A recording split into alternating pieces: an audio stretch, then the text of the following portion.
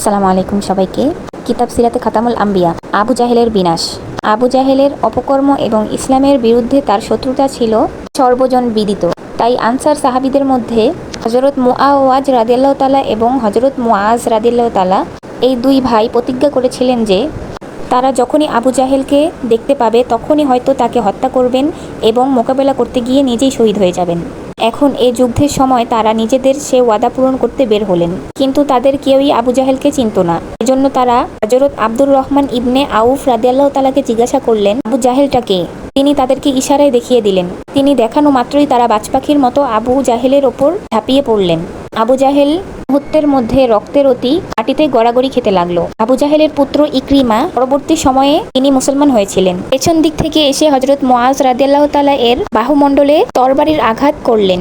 তার একটি হাত কেটে গেল, তো এক ফিতা পরিমাণ চামড়া অবশিষ্ট থেকে গেল। এই অবস্থাতেই তিনি ইকরিমার কিছু ধাওয়া করলেন, কিন্তু ইকরিমা দৌড়ে পালিয়ে গেলেন। হযরত মুআজ রাদিয়াল্লাহু তাআলা সে অবস্থায় যুদ্ধে লিপ্ত হয়ে পড়লেন, কিন্তু হাতটি ঝুলে থাকার কারণে তার কষ্ট হচ্ছিল।